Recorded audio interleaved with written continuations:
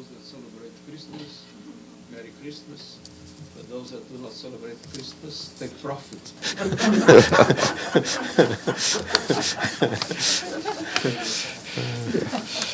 All right, good afternoon. Good morning, rather. Excuse me. Good morning. Yeah, sorry, it's Monday, yes. I lost my voice yesterday morning for some reason. We're delighted to have the Secretary General with us to do an end of... Argentinian, I thought you were French. That may have gone over the line, sir. We'll have the Secretary General say a few words, and then he will do the talking today. Sir, please. Good morning to all of you, and happy holidays. I welcome this opportunity to gather one last time before the end of the year, and I wish you and your families all the best for 2023. Our world faced many trials and tests in 2022, some familiar, others we might not have imagined just 1 year ago. There may be plenty of reasons for despair. Geopolitical divides have made global problem solving even more difficult, sometimes impossible.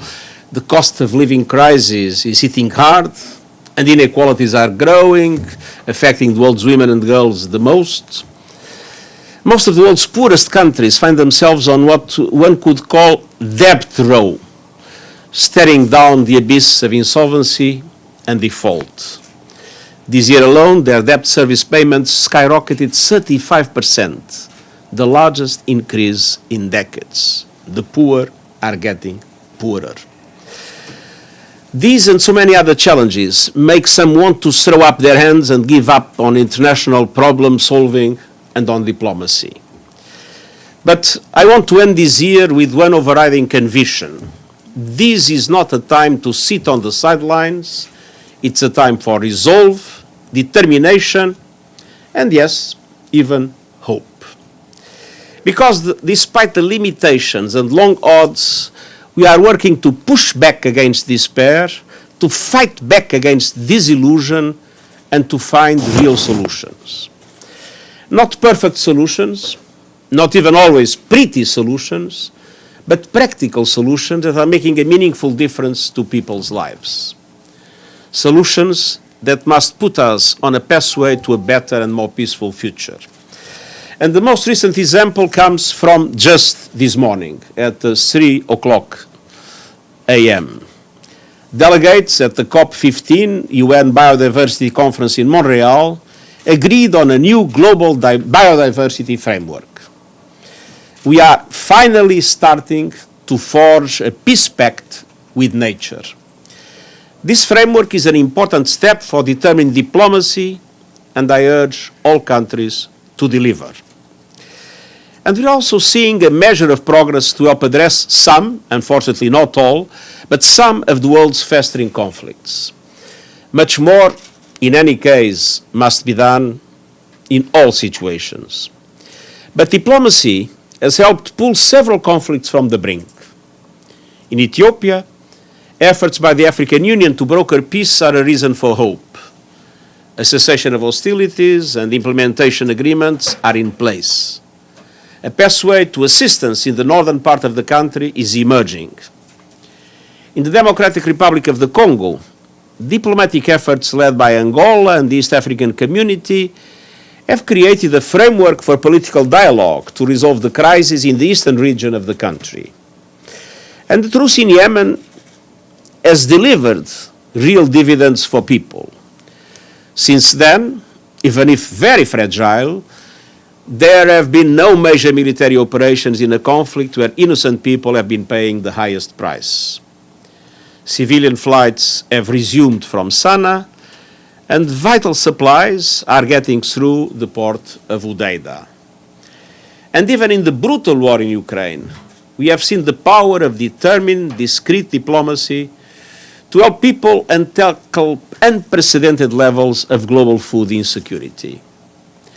Despite ongoing challenges, the Black Sea Grain Initiative to facilitate exports of food and fertilizers from Ukraine And the Memorandum of Understanding for unimpeded exports of Russian food and fertilizer to global markets are making a difference.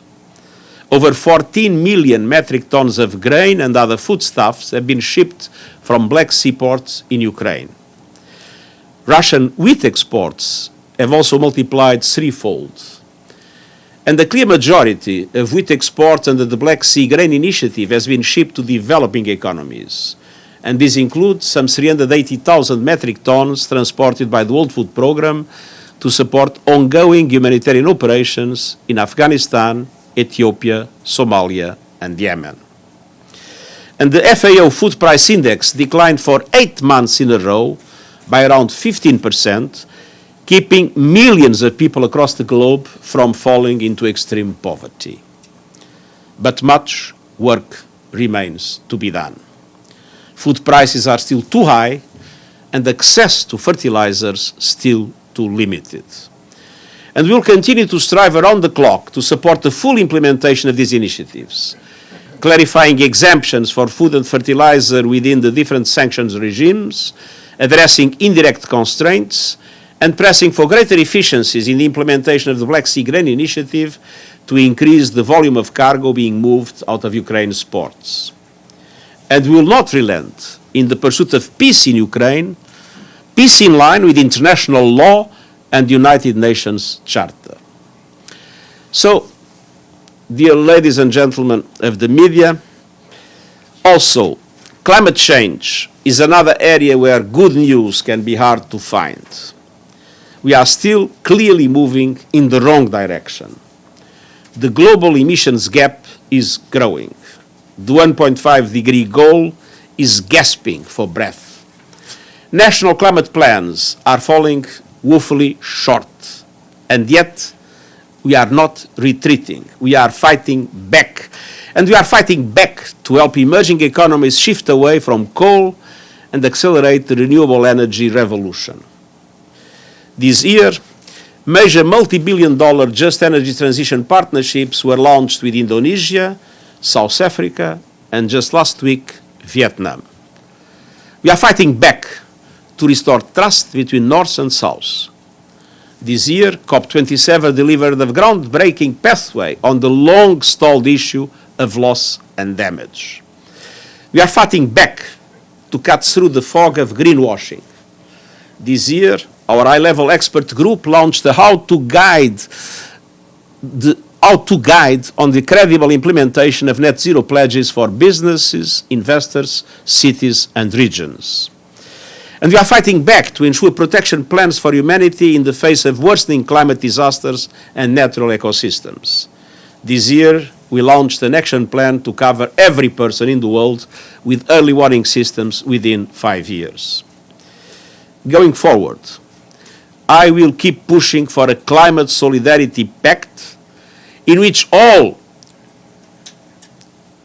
big emitters make an extra effort to reduce emissions this decade in line with the 1.5 degree goal and ensure support for those who need it. There is no doubt that without it, the 1.5 degree goal will soon disappear.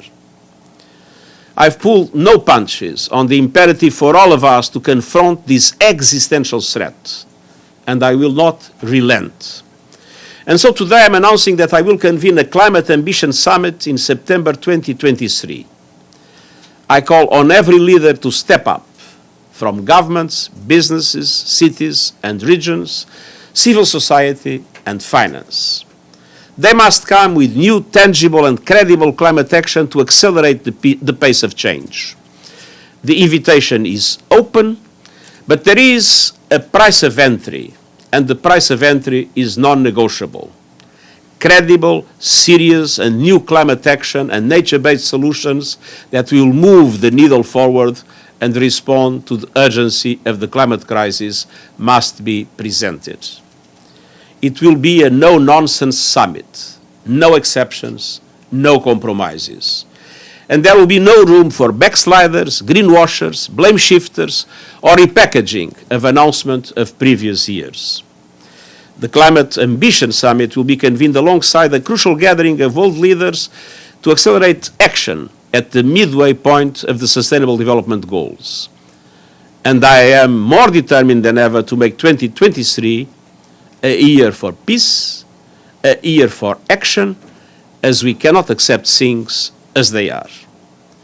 We owe it to people to find solutions, to fight back, and to act. At times, discreetly, but always with determination, we will fight back to promote peace and security, to advance the Sustainable Development Goals, to address inequalities, to reform a morally bankrupt international financial system, and to ensure human rights for all, as we mark next year's 75th anniversary of the Universal Declaration of Human Rights, and to deliver a livable planet to our children and grandchildren. Thank you. I'm at your disposal for... Thank you, sir. Before we go to questions, just to note, we have our interpreters, if you want to ask a question in French or in Spanish.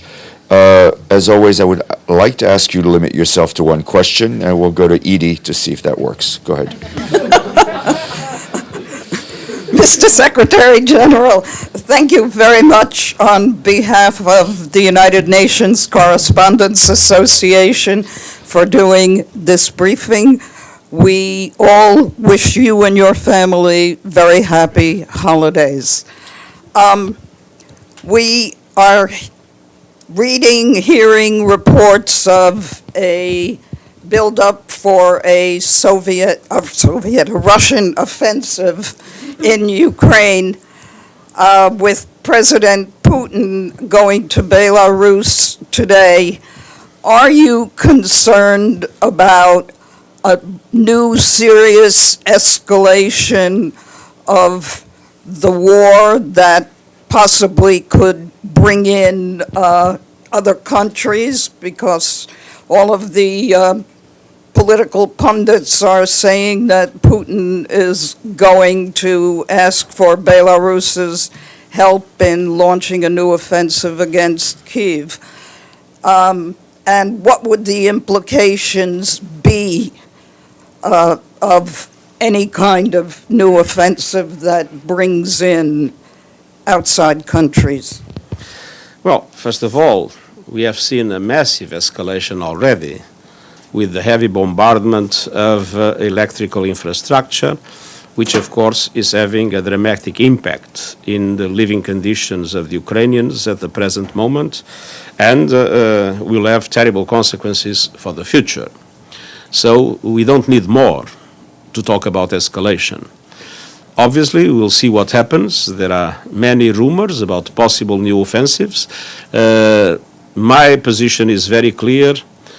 There is never a military solution for these problems, but it is important that the solution is in line with the UN Charter and with international law. Can you explain for people who don't really know what's in the UN Charter and international law, what that would mean? The UN Charter is very clear in relation to the territorial integrity of countries to be respected. The UN Charter is very clear about the use of force not to be accepted in order to change in any way that territorial integrity. Thank you. Michelle?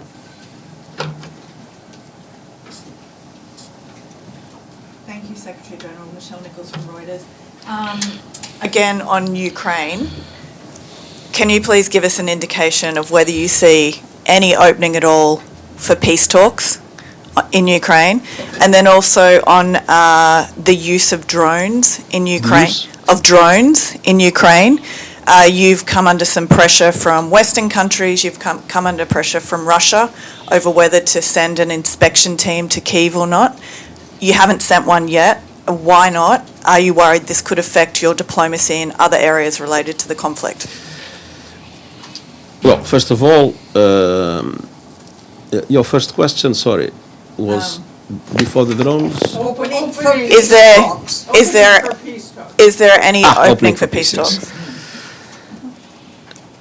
I am not optimistic about the possibility of effective peace talks at the immediate future.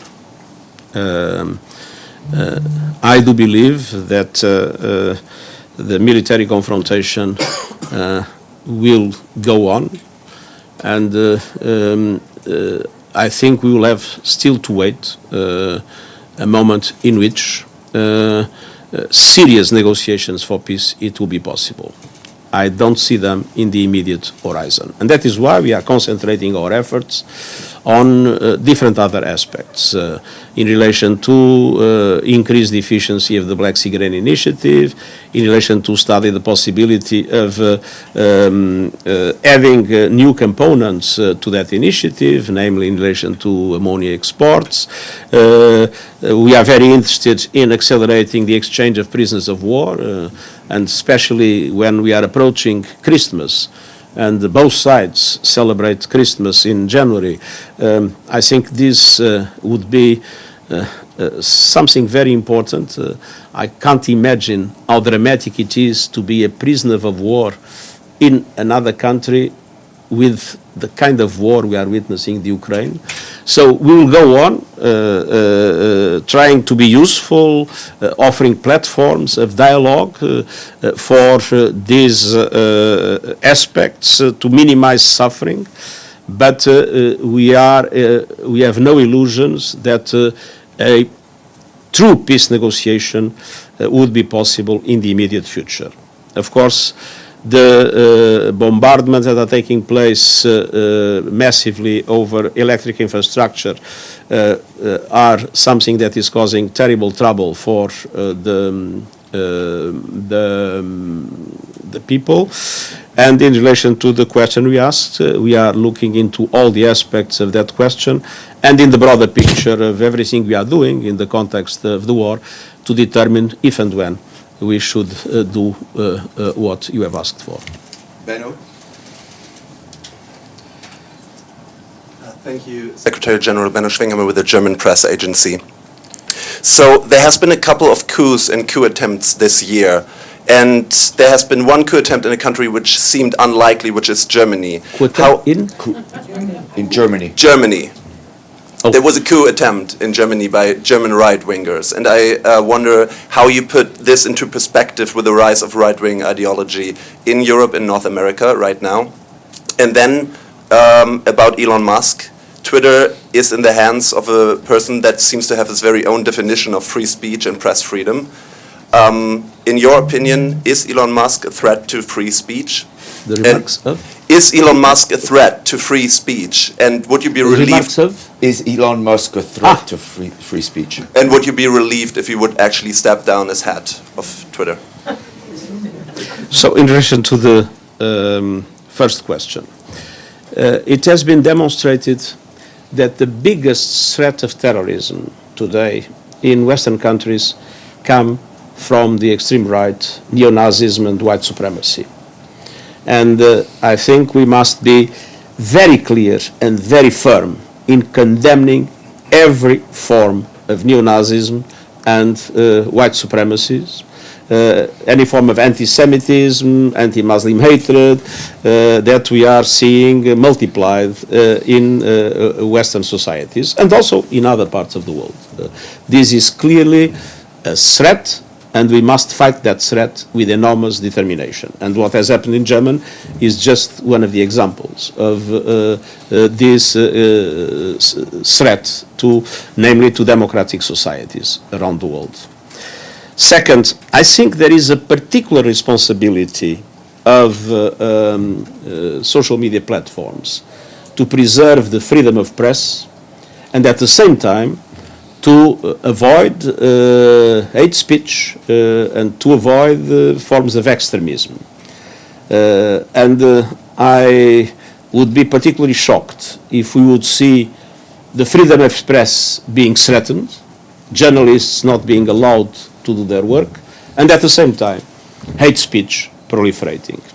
And so, obviously, my recommendation to whoever owns any platform is to make sure that the freedom of expression, especially of journalists, is respected, and that hate speech, neo-Nazism, white supremacism, the other forms of extremism do not find their way through those social platforms. I have no personal feelings in relation to who manages a platform. I'm very interested about how the platform is managed. Sherwin. Secretary General, thank you very much. You've just talked about how you are not optimistic about the effectiveness of peace talks as it relates to Ukraine. I wonder, sir, what you are optimistic about in your reference to 2023. What do you consider the low-hanging fruit for 2023 when you talk about these geopolitical divides? What can we see solved in the short term? Now, first of all, when I said I do not see chances for a true peace negotiation in the immediate horizon, I did not mean the whole of 2023.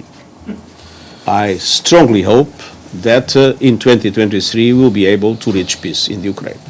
The consequences for the Ukrainian people, the consequences for the Russian society and economy, and the consequences for the global economy, especially for developing countries, with the high prices of food and energy, and with all the other difficulties that compound those high prices. I mentioned debt increase, I mentioned lack of fiscal space, and the dramatic situation of increased inequalities that the developing countries are suffering. All these are reasons for us to do everything possible to make a peace solution happen before the end of 2023.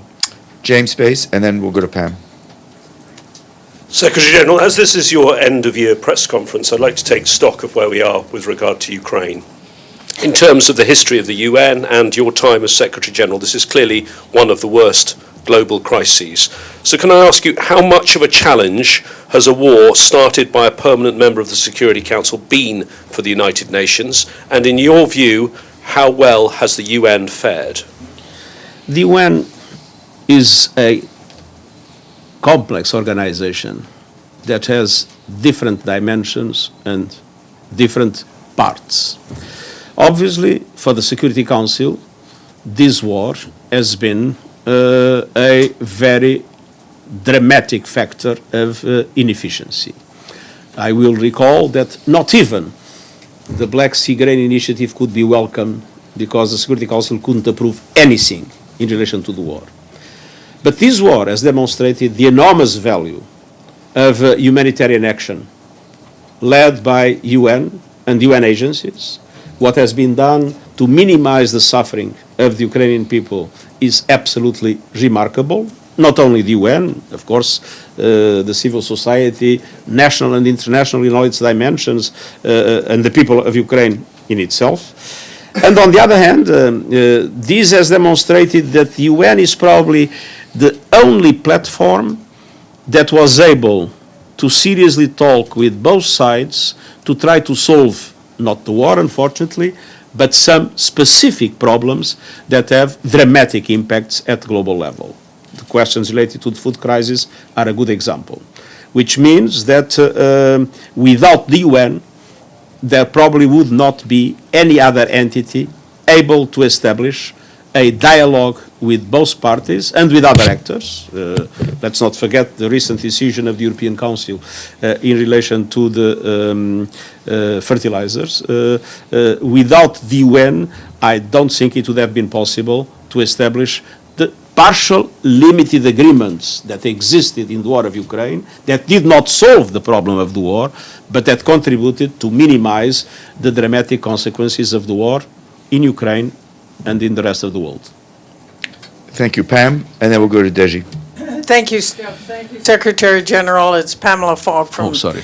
No, that's all right. CBS With the masks, News. I was... Yeah. You have no mask, but there were other masks and I was puzzled.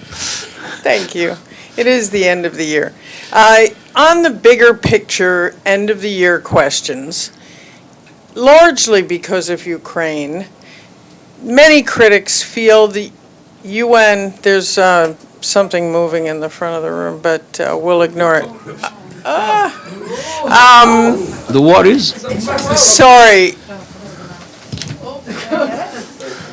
Oh, good, yay, nice job. Good job, Michelle. It was too distracting. A girl from the outback. Yeah. All right. How do you feel about cleaning up the UN? We could have a debate. No, we could have a debate whether how we were rescued by this threat or if there was a threat to biodiversity. Which means there are always two ways to look at the same fact. Yes, it's good to know that animals are existing. Yeah. All right, on to the next. Sorry, it was right in front of our eyes. On how to deal with the UN. How to deal with the UN? The UN, not cleanliness. In terms of the war, many critics feel that it's time for a change at the Security Council, and including P5 member of the United States is on board to try to move things forward, and feel that that is the biggest part of the problem in terms of the UN not being fit for purpose for war and peace, although it does very well on humanitarian aid. What is your feeling about reforming the UN at this point in order to deal better with this major war we see?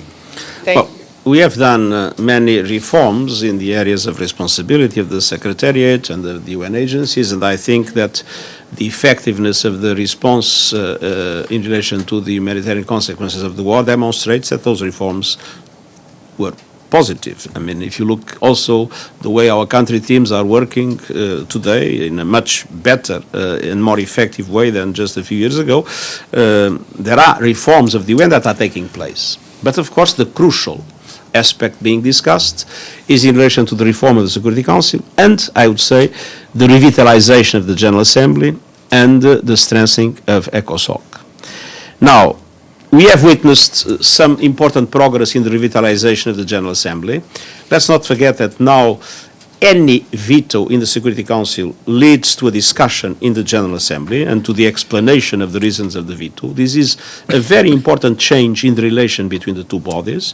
But of course, the central questions are related to the composition of the Security Council and to the right of veto. Now, this is a matter for member states. The Secretariat has no influence in these negotiations. But I think that during our General Assembly session in September, for the first time, I heard from the United States and from Russia clearly the indication that they were in favor of an enlargement of the number of permanent security, the permanent members of the Security Council. There was from France and the UK some time ago a proposal for some restrictions in the use of the right of veto, but I remain pessimistic about the possibility of the right of veto to be seriously put into question. Let's not forget that we need to reform the Security Council, 2/3 of the votes of the General Assembly, plus the 5 positive votes of the 5 members of the Security Council. So I think that there is now space for a much more serious discussion in relation to the Security Council reform. I think that the possibility of enlarging the Security Council is now seriously on the table. I'm still not optimistic about the right of veto. Thank you. Deji? No. Secretary General, this is Deji Xu with China Central Television. Just one brief question. Last time you were here, you talked about you want the Black Sea Grain Deal be extended and expanded. Now it's being extended. What's your imagination of an expanded grain deal? And we know that Russian side has been criticizing and quite vocal about the fertilizer and foods from Russian side to export to the rest of the world. And what's your response to their criticism and how the UN help the fertilizer and foods from Russia to export? Our response to the criticism is action. And I believe that 2 very important things were achieved. One was in the Coreper, but in close association with the European Council that took place last week. There was a set of derogations that will allow the Russian companies that do the exports, and some of them have some links to personalities that were in the sanctions regime, that will allow those companies to move their funds for the purpose of exports of food and fertilizers. This was a remarkable progress, and I believe that there is a recognition that the UN had a role on it. On the other hand, you remember that there was a number of fertilizers that was stuck in several European harbors. There was a donation by the companies owning those fertilizers for the UN to be able to move them. It was possible now to move a first ship from Rotterdam to Malawi, to Mozambique to go to Malawi. And we have now inspections concluded in the other quantities that exist in Rotterdam and in Antwerp and in Estonia. And the exports were already authorized. These are non-commercial transactions because these are donations. But of course, you need to find the ships, you need to find the insurance, and you need to find the way to distribute. And we have the support of the World Bank for that purpose. And Latvia, that has 190,000 tons of fertilizers, has also agreed, inspections are taking place, has also agreed to that movement. The problem of that movement is that if you have potash, you cannot just put potash on the land. You need to mix. So we are working with World Bank very seriously and with potential other donors in order to be able to create some forms of mixing fertilizers to be able to distribute them effectively to countries in need. Because you just cannot move 190,000 tons of potash and distribute them, because you cannot use the potash if it is not associated with nitrogen and phosphate. So it's a lot of work that is being done, which demonstrates our firm commitment to make sure that the memorandum of understanding that we have signed with the Russian Federation is effectively implemented. Sorry? How's the expansion? How's the expansion? You talked about the expansion last time. We would like, as I said, we would like to see the possibility of increase the volume of exports. There is a question about the number of inspections that we would like to see increased. At the same time, we believe it would be an interesting development if we could have exports of ammonia through these harbors. And obviously, there are other harbors that might one day be considered, depending on the situation evolves. But we will spare no efforts to take profit of all opportunities. But at the present moment, we are totally engaged with the consolidation of the present agreement and in making sure that we do, in relation to the Memorandum of Understanding, everything for especially the fertilizer market to be, I would say, enlarged, clearly enlarged. We have a situation in which the price of fertilizers was 250% of what it was before COVID. And for many countries, if fertilizers are not available in quantity and price, it means that there will be less food production in 2023. And so in 2022, we had enough food. It was not well distributed. If we don't solve, and I think now we are on the way to entirely solve it, if we don't solve the problem of fertilizers, we might then have in 2023 a problem of lack of food. Maggie and then Celia.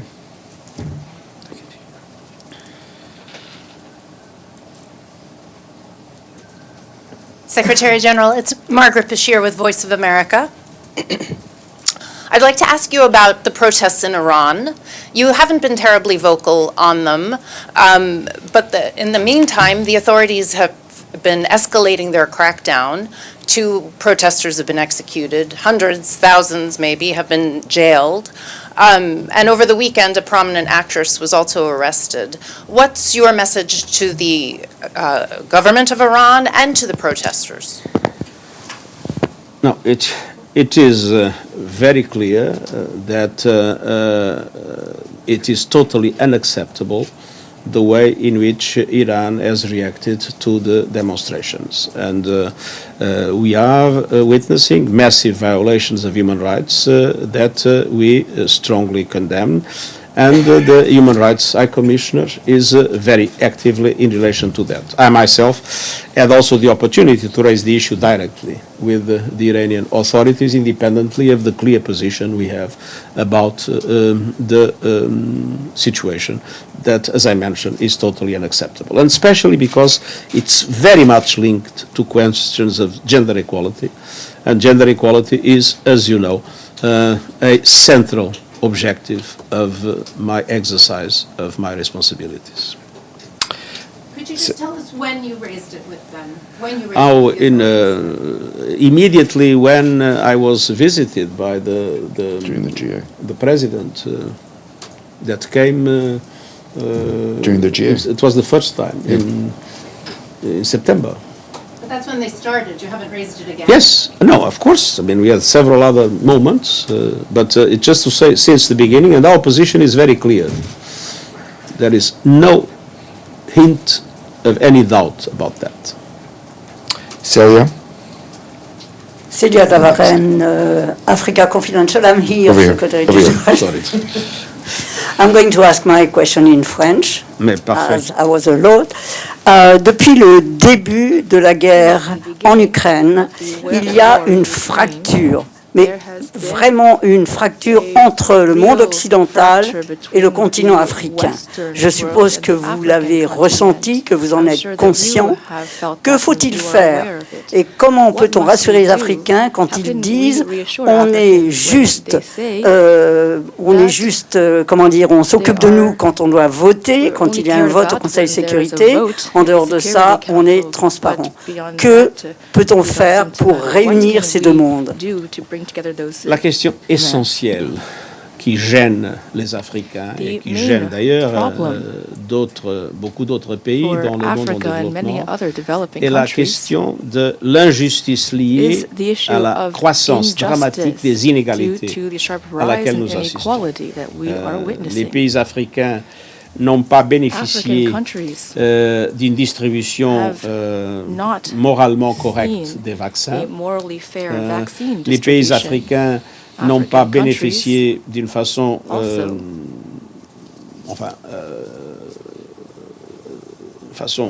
nette de la distribution des droits de tirage spéciaux qui ont bénéficié surtout les pays les plus riches. Et la réallocation est très lente. Les pays africains n'ont pas bénéficié de mécanismes effectifs de réduction de la dette. Nous avons seulement 3 pays en négociation. La Zambie, le Tchad et l'Éthiopie. Et cette négociation traîne. Les pays africains se voient aujourd'hui dans une situation dramatique face à l'augmentation des prix des engrais, des aliments, de l'énergie et en plus au problème des chaînes de distribution, de supply chains. Alors, il y a une énorme frustration dans le monde en développement face à cette injustice frappante qui existe aujourd'hui dans le monde. Et la seule façon de rétablir la confiance, c'est en faisant des corrections majeures dans cette injustice. et dans les questions de la dette, et dans les questions des droits de tirage spéciaux, et dans les questions du climat, et notamment du financement lié au climat, et dans toutes les autres questions qui puissent rétablir une certaine moralité dans les relations économiques et financières internationales. Je crois que il faut que le monde développé comprenne, il faut que les pays occidentaux comprennent que cette frustration dans le Grand Sud et en Afrique en particulier est une frustration réelle et qu'il nous faut une réponse effective qui s'adresse à la solution des problèmes qui ont causé cette frustration. Mario. Secretary General. Beytül Yürük with the Turkish news agency Anadolu. My question will be on Syria. Turkish president recently proposed to set up a trilateral mechanism with Russia and Syria to accelerate diplomacy, and he said, I quote, first our intelligence agencies, then defense ministers, and then foreign ministers of the three countries could meet. Have you been informed or consulted about such a mechanism, and would you support it? Thanks. We have not been consulted, so it is premature to make any comment about that. I must say that our main concern at the present moment in relation to the situation in Syria is in relation to the renewal of the possibility of cross-border humanitarian aid.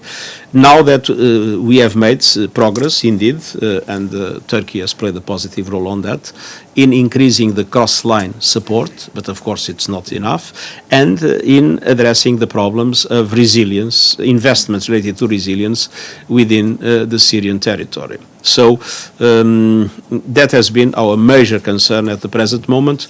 We have not been informed about this mechanism, and I cannot comment something I do not know in detail. Mario, FA. Spanish news agency, FA. Unfortunately, we do not have the Spanish interpretation. Apparently we don't have Spanish, so I'll do it in English. But you can do it in Spanish and then we do it in English, no problem. Okay. Le puedo hacer una pregunta sobre la situación en Perú. ¿Cuál es su visión sobre la actual crisis y cree que alguna medida como las que se están pidiendo en las protestas, por ejemplo, un adelanto de elecciones, puede ayudar a poner fin a la crisis? Bueno, estamos en una situación de parálisis político en el marco de una crisis económica profunda. Y naturalmente esa es una enorme preocupación para todos nosotros. Yo espero que los dirigentes libaneses comprendan que independientemente de las divisiones que existen entre ellos, todos ellos tienen un deber fundamental para con su pueblo y para con su país, y que la elección del presidente de la República se tenga lugar muy rápidamente y que se creen condiciones para que el sistema político pueda funcionar. The question was related to Lebanon and Peru. Sorry? Peru. Oh, you said Peru. I thought Beirut. No. Oh, I'm terribly sorry. I answered about Beirut. Yeah, exactly. I heard Beirut. Perú.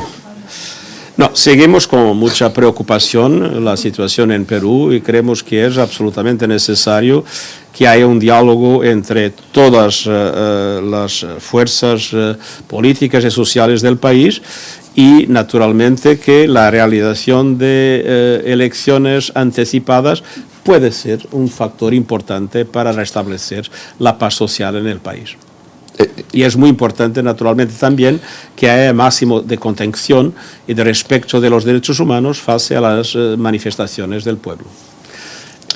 Thank you. Abdelhamid. Hello, Mr. Secretary General. My name is Abdelhamid Sayam from the Arabic daily Al-Quds Al-Arabi. The year 2022, sir, had witnessed it was the bloodiest year for Palestinians since 2006 in the West Bank. Journalists were targeted and killed, as you know, Shireen Abu Akleh. At least 55 children were killed, 219 also were killed, mostly civilians. And not only that, but Israel elected the most extreme government in its history. And if you don't know who is Ben Gvir, you should read the Kahanism and his ideology, which was banned by Israel itself. Now they are in power, and they're coming to probably to wage a genocidal war against the Palestinians. Yet your voice, sir, had not been loudly heard, condemning all these atrocities committed against the Palestinian. What the Palestinian can do they have the right to resist occupation the way the Ukrainians do have the same right? Thank you. Well, first of all, it's not true that I have not been clear and vocal about all these issues in relation to the violence in which lots of Palestinians have perished. We were very clear in our condemnation. And if you read the last report that was presented by me to the Security Council, it is there again, and loud and clear. And of course, we are concerned because we believe that there is no plan B to the two-state solution, and we are very concerned with what the next Israeli government might do in that regard. And I think it's very important that the whole of the international community be very clear, explaining to the government in Israel that there is no alternative to the two-state solution, and that no unilateral actions should be taken putting into question the two-state solution. Carrie Newton and then Kyoto. Bonjour Monsieur le Secrétaire Général, merci pour cette conférence de presse. J'ai des questions qui portent sur le continent africain. Alors déjà concernant au Mali, concernant les 46 soldats ivoiriens qui sont encore détenus par Bamako, vous m'entendez bien? En septembre dernier, sur nos antennes, vous aviez assuré vouloir discuter avec la délégation malienne et résoudre ce problème. Est-ce que le statut de ces soldats par rapport à l'ONU a été clarifié et où en est-on de ces discussions? C'est ma première question. Ma deuxième question, c'est cette année, on a vu deux porte-paroles de l'ONU déclarer persona non grata du Mali et de République démocratique du Congo. Qu'est-ce que cela signifie pour l'avenir des missions de l'ONU dans ces pays? Premièrement, c'est clair, et nous l'avons exprimé maintes fois, qu'il faut régler rapidement le problème des Ivoiriens qui sont détenus au Mali. Le fait qu'on pourrait avoir à un certain moment quelques irrégularités bureaucratiques ne crée aucune raison pour qu'ils soient en détention. Il faut qu'ils reviennent chez eux le plus rapidement possible. Et nous assistons à une situation où nous avons des opérations de maintien de la paix où véritablement il n'y a pas de paix pour maintenir. Et ça crée inévitablement une situation très difficile pour les casques bleus. Et c'est très facile de manipuler les populations en disant voilà, les casques bleus ne sont pas capables de détruire les organisations terroristes ou d'expulser les mouvements comme le M23 au Congo.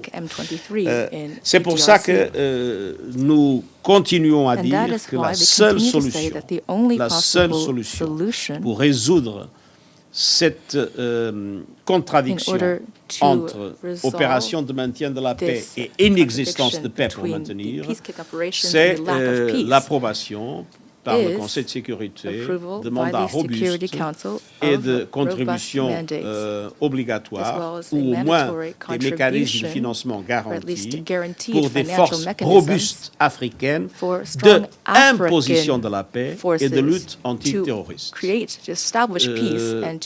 ne faut pas créer des illusions. La situation actuelle n'est pas tenable à à terme. Cannot Il be faut que la maintained in the long term. communauté internationale The et international surtout que community, les grands bailleurs de fonds especially comprennent major que la donors, sécurité must understand de l'Afrique that et la sécurité de nous security tous in Africa dépend and for de all la of us création depends de mécanismes d'imposition on de la the paix creation avec des of forces peace africaines establishing robustes mechanisms et with avec un strong financement African forces garanti and with basé guaranteed sur une financing décision du Conseil de sécurité based sous on chapitre Security 7. Council Donc vous voulez une vraie réforme decision des missions de under l'ONU. Article Pardon 7. Vous voulez une So vraie you would réforme like to des see a missions real de reform l'ONU. of the UN mission. Vous voulez une vraie réforme des You'd missions like to see a real de reform maintien de la paix of des Nations Unies. UN peacekeeping Ça veut missions. dire que les No. missions de maintien This de la means paix that ne sont peacekeeping pas adéquates missions are à une not solution où la yet paix n'existe pas et où il y a sufficient des to forces deal with terroristes situations when there is no peace, comme celles que nous and where avons there are au Mali, terrorist forces such où as il in y a Mali, des forces,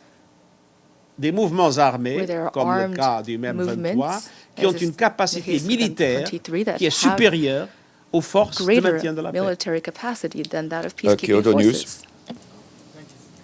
Thank you, Secretary General. Toshin Inaba from Kyoto News, Japanese news agency.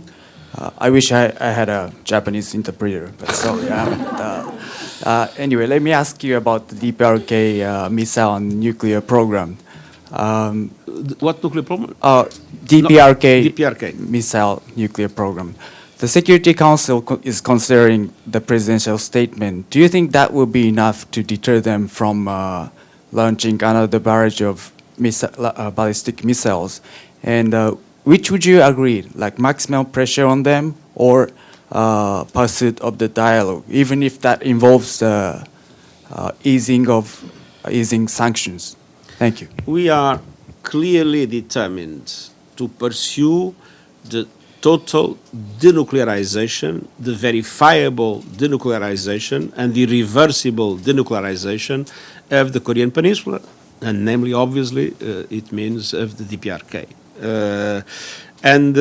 This is something that the international community must pursue constantly, utilizing all the legal instruments at the disposal of the international community, knowing that it will not be easy to reach this objective, but that it is fundamental for peace and security in East Asia and in the world.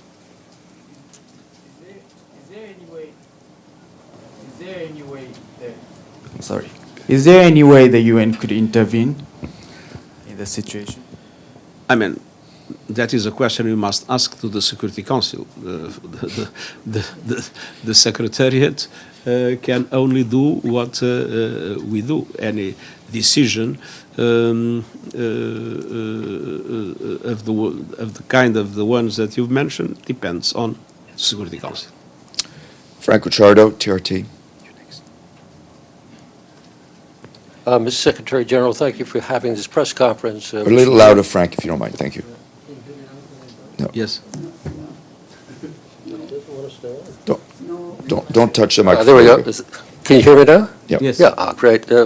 Happy holiday to you and your family. A safe and really happy one. Thank you for having this press conference. Frankie Ciardo, TRT World. You were talking about Iran earlier in demonstrations. I wonder if you've given any thought to Iran and the JCPOA and what might be the future there. A lot of leading experts see there being a clear and present danger with what Iran is doing with its nuclear program.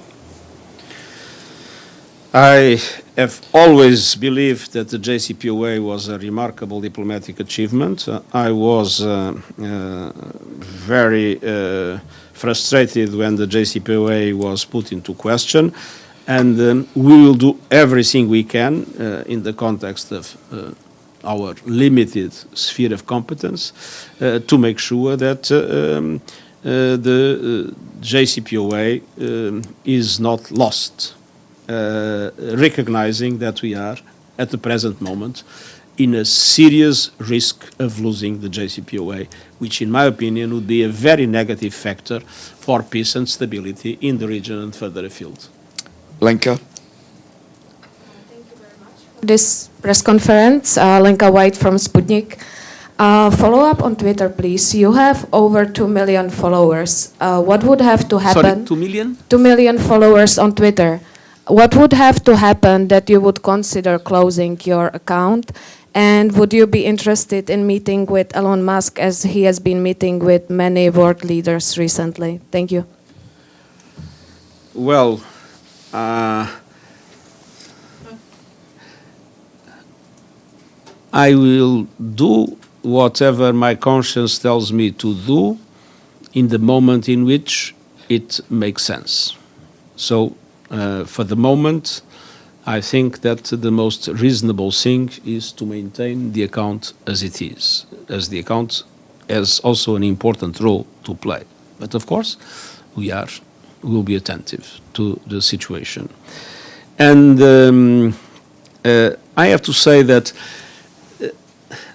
the question is not to be meeting people. The question is to have clear rules that we need to establish in order for responsibilities of social media platforms to be clarified. We live in a kind of a legal void in which these platforms can do whatever they want, can convey whatever they want, and there are no legal consequences. In your,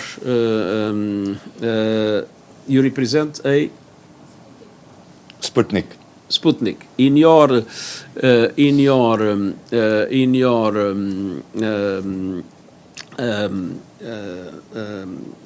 news agency, you are responsible for what you publish. And the same happens to any of the TV stations that are represented here or any of the newspapers that are represented here. Social media platforms are not legally responsible for what they publish. And in many circumstances, it's not only the question of publishing something that is put there by someone else, is that the algorithms are such that those algorithms amplify what is being put there. And there I think we need to create some forms of regulation that clarify responsibilities in that regard. Great. We're going to go online to Iftikhar Ali, Associated Press of Pakistan. Iftikhar? Thank you, can you hear me? Yes, sir. Mr. Secretary General, thank you very much for this press conference. The Taliban have obviously failed to prevent TTP and other terrorist groups from attacking Pakistan from Afghan soil, despite their international pledges. In fact, the terrorist attacks against Pakistan have of late escalated, as evidenced by Saturday's deadly attack at a police station in Lucky Marwat in Pakistan. Your reaction, please. And secondly, one short one on floods. You will be hosting an international conference on January 9 to mobilize support for Pakistan's reconstruction program. How will you help to mobilize such support, and what are your expectations?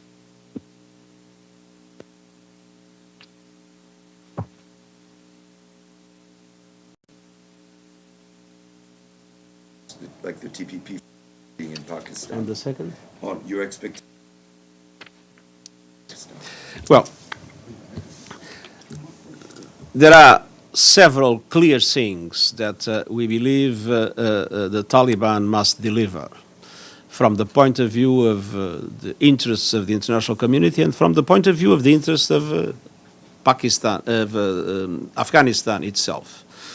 One thing that they must deliver is in relation to the inclusion in the power structures in Afghanistan. We have different ethnic groups, and it's important that all ethnic groups are represented.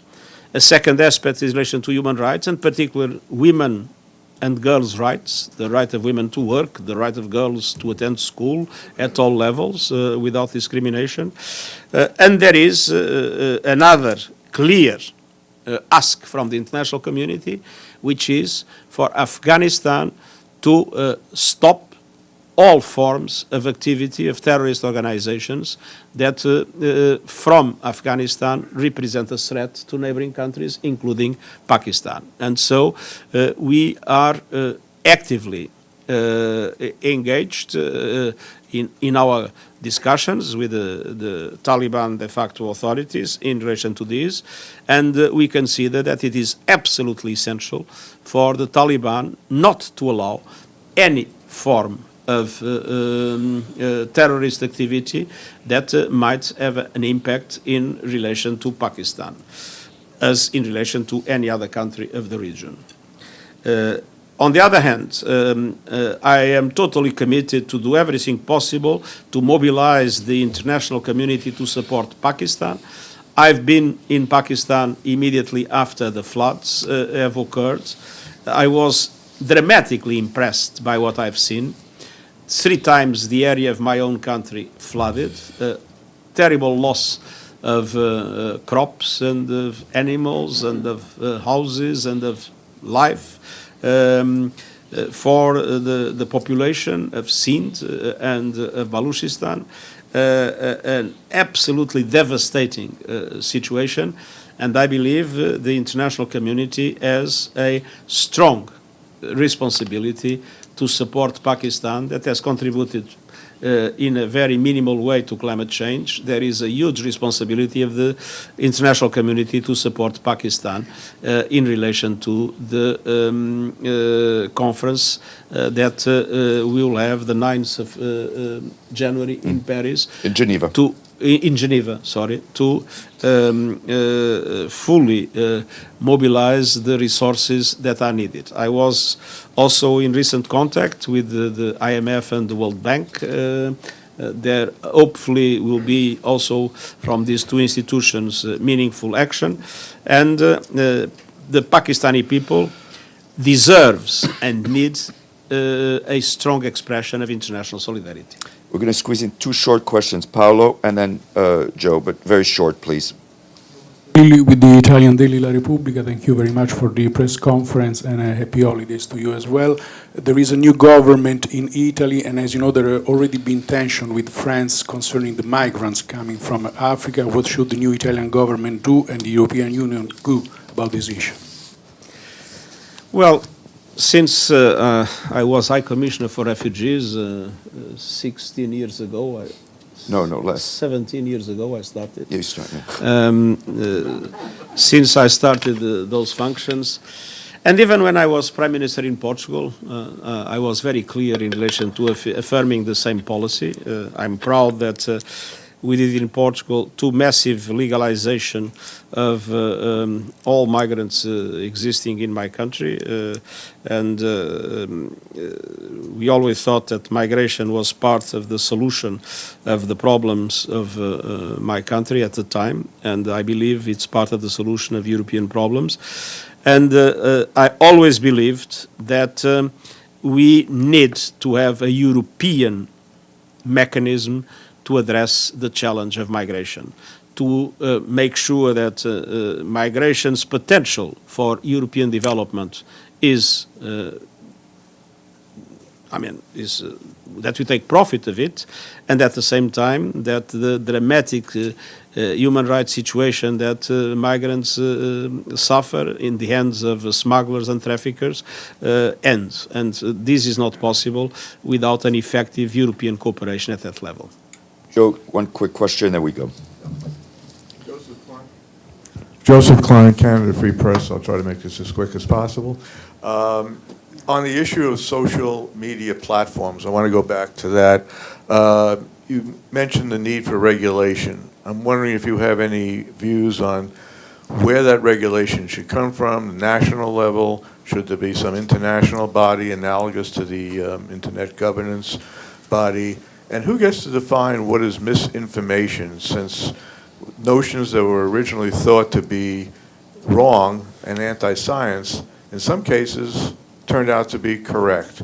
For example, the issue of transmittability, even if you have a vaccination, there have been other things that have changed over time. So who gets to decide what is misinformation? Thank you.